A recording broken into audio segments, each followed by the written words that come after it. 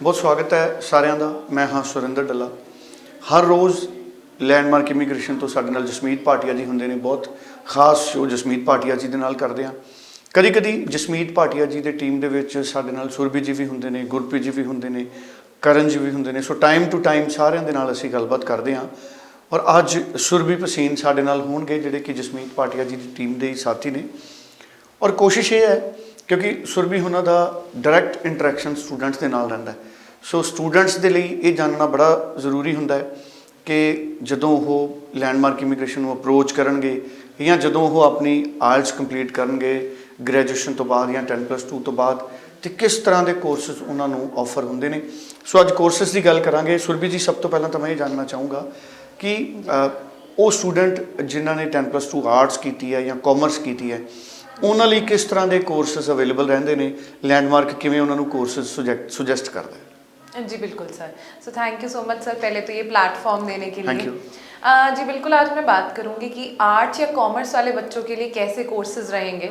तो जैसे अभी कोई भी मेरे पास स्टूडेंट आता है तो पहली जो चीज़ हम देखते हैं वो यही देखते हैं कि अगर बच्चे ने आर्ट्स भी किया तो आर्ट्स भी एक बहुत वास्ट, मैं अगर बात करूं तो एक बहुत बड़ी फील्ड है। सिर्फ मैं अगर बात करूं जनरल लैंग्वेजेस के सब्जेक्ट्स नहीं होते। अगर कोई स्टूडेंट चाहता है आर्ट्स के साथ भी कुछ सब्जेक्ट्स मर्ज कर सकता है, जैसे कि इकोनॉमिक्स की बात करूं या मैं मैथ्स की बात करूं, तो उस पर भी कभी कभी डिपेंड करते हैं उनके कोर्सेज। तो आर्ट्स, अगर आर्ट्स वाला बच्चा है तो उसके पास काफ़ी ऑप्शन है। अगर वो कॉमर्स की फील्ड में जाना चाहता है या वो बच्चा जाना चाहता है आर्ट्स में, हमारे जो सब्जेक्ट्स मेजरली रहते हैं, अगर किसी ने आर्ट्स की हुई हो, अगर वो मैं देख रहा हो, तो वो बेसिकली लैंग्वेज कोर्सेज रहते हैं। इंग्लिश हो गई, पंजाबी हो गई, साथ पॉलिटिकल साइंस, सोशियोलॉजी जैसे सब्जेक्ट्स होते हैं। तो इससे कुछ काफ़ी अच्छे रिलेटेबल जो कोर्सेज हैं वो हमारे पास कनाडा में अवेलेबल होते हैं। एक और जो हमारे पास आर्ट्स वाले स्टूडेंट्स के लिए मेजरली कोर्स रहता है वो रहता है हॉस्पिटैलिटी और टूरिज्म से रिलेटेड, पॉलिटिकल साइंस से रिलेटेड, सोशल सर्विस से रिलेटेड कोर्सेज रहते हैं। हॉस्पिटैलिटी और टूरिज्म एक ऐसी वास्ट फील्ड है कि टूरिज्म की अगर मैं बात करूं तो अगर कोई स्टूडेंट कनाडा जा रहा है तो इतना कुछ, इतनी चीज़ें देखने को वहाँ पर हैं, तो जॉब्स भी उतनी ही ज़्यादा अवेलेबल हैं। तो आर्ट्स वाले बच्चे की तो पहले अगर मैं बात करूँ तो उसके लिए टूरिज्म, हॉस्पिटैलिटी जैसे कोर्सेज, या कोई स्टूडेंट जिसने अपनी 12th के बाद थोड़ा सा कुछ अपने सोशल सर्विसेज में, कुछ ऐसे भी पेरेंट्स हैं, ऐसी भी फैमिलीज़ हैं जो NGOs में बहुत ज़्यादा इन्वॉल्व्ड हैं, तो ऐसे भी कुछ बच्चे होते हैं जो छोटे होते से ही डोनेशंस में या NGOs में, अपने पेरेंट्स के NGOs में या ऐसे भी सोशल सर्विसेज जैसे वर्क करते रहते हैं। तो उन स्टूडेंट्स के लिए सोशल सर्विस के डिप्लोमाज अवेलेबल हैं। या अगर मैं उस बच्चे की बात करूं जिसने अपनी आर्ट्स में क्लब किया था इकोनॉमिक्स या मैथ्स को, तो वो बच्चा कॉमर्स जैसे कि बिजनेस की फील्ड है, आप जनरल बिजनेस ले सकते हैं, बिजनेस मार्केटिंग ले सकते हैं, बिजनेस ह्यूमन रिसोर्स मैनेजमेंट ले सकते हैं। तो ये एक बहुत अच्छा ऑप्शन है उन स्टूडेंट्स के लिए। वहीं जैसे सर ने मुझसे पूछा कि अब मैं कॉमर्स के स्टूडेंट्स की भी बात कर रहा हूँ, तो कॉमर्स के बच्चे जनरली हमारे पास अकाउंटेंसी, बिजनेस और इकोनॉमिक्स जैसे सब्जेक्ट्स के साथ आते हैं, बट कुछ कॉलेजेस को मैथ्स की भी रिक्वायरमेंट रहती है। तो जनरली कॉमर्स वाले स्टूडेंट्स भी आर्ट्स वाले सब्जेक्ट्स के साथ साथ अपना कॉमर्स से रिलेटेड, जैसे कि बिजनेस का डिप्लोमा है, general business, marketing, finance, accounting से रिलेटेड कोई डिप्लोमा है, ह्यूमन रिसोर्स मैनेजमेंट से, इंटरनेशनल बिजनेस मैनेजमेंट से रिलेटेड कुछ ऐसे 2 ईयर्स के अंडर ग्रेजुएट डिप्लोमास कर सकते हैं।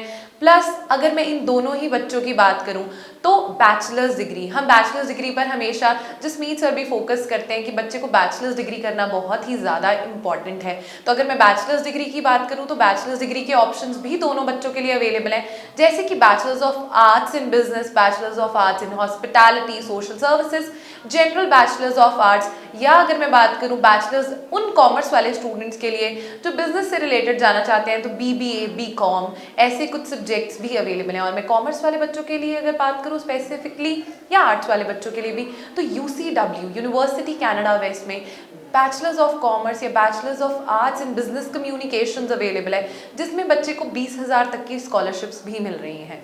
सुरभि जी, हुण असीं गल करदे हां अगर नॉन मैडिकल है स्टूडेंट्स कोले मैडिकल फील्ड है, इन्हां स्टूडेंट्स लिए किस तरह के ऑप्शंस रहते हैं? जी बिल्कुल, तो जैसे कि हमारी ये 4 स्ट्रीम्स ही रहती हैं, आर्ट्स, कॉमर्स, नॉन मेडिकल और मेडिकल। तो नॉन मेडिकल और मेडिकल एक बहुत ही टेक्निकल सी फील्ड है। मैं पहले नॉन मेडिकल से स्टार्ट करूंगी। नॉन मेडिकल जो जनरली हम कहते हैं PCM physics, chemistry and mathematics. तो इन बच्चों के लिए एक तो ये मैथ्स वाले स्टूडेंट्स है, कभी कभी क्या होता है बच्चे 12th में नॉन मेडिकल की स्ट्रीम तो ले लेते हैं बट अब उनका मन नहीं है इसमें कंटिन्यू करने के लिए, तो वो बच्चा बिजनेस के डिप्लोमास के लिए जा सकता है because of the maths that they have studied, जो उन्होंने मैथ्स का सब्जेक्ट पढ़ा है अपनी 12th में। बाकी नॉन मेडिकल वाले बच्चों के लिए तो मैं बात करूं तो बहुत ही सारे ऑप्शंस अवेलेबल हैं, डिप्लोमाज इन mechanical engineering, electrical, electronics, computer science. Computer science एक बहुत ही मैं कहूँ वास्ट फील्ड है। आज हमारा काम हो या किसी का भी काम हो, कंप्यूटर्स के बिना तो it is not even possible. मैं अगर अपनी रिसेप्शन से लेकर अपनी फाइलिंग तक की बात करूं तो सब कुछ कंप्यूटराइज्ड है, कंप्यूटर बेस्ड है। तो नॉन मेडिकल वाले स्टूडेंट्स के लिए कंप्यूटर साइंस का जो एक कोर्स है, बैचलर्स डिग्री हो या डिप्लोमाज हो या एसोसिएट डिग्री में स्पेशलाइजेशन हो, तो एक बहुत ही इंपॉर्टेंट है। बाकी इंजीनियरिंग, कोर इंजीनियरिंग में अगर बच्चा जाना चाहता है, मैकेनिकल इंजीनियरिंग है, सिविल्स है, आप जिस भी कंस्ट्रक्शन से रिलेटेड जाना चाहते हैं, आप आर्किटेक्चर में जाना चाहते हैं, डिजाइनिंग में जाना चाहते हैं, इंटीरियर डिजाइनिंग में जाना चाहते हैं, तो काफी वास्ट फील्ड्स अवेलेबल है। वहीं अगर मैं अपने बायो वाले स्टूडेंट्स की बात करूं तो हेल्थ केयर तो एक ऐसी, अभी तो अगर मैं पेंडेमिक से बात करूं तो हेल्थ केयर इज समथिंग जिसकी तो डिमांड हर जगह ही है। तो बायो वाला बच्चा, बट एक थोड़ा सा अगर जो कंसर्न मुझे कनाडा में देखने को मिलता है तो वो होता है हमारे यहाँ पर मेडिकल स्ट्रीम को सिर्फ फिजिक्स, केमिस्ट्री, बायो तक कंसिडर किया जाता है। कनाडा में हमें फिजिक्स, केमिस्ट्री, बायोलॉजी या मैथ्स चाहिए होता है। तो वो बच्चे, वो माँ बाप जो मुझे अभी देख रहे हैं जिनके बच्चे 10वीं में हैं या 11वीं में हैं अभी, तो मैथ्स का सब्जेक्ट उन्हें जरूर चूज करवाइए अगर आप अपने बच्चे को कनाडा भेजना चाहते हैं।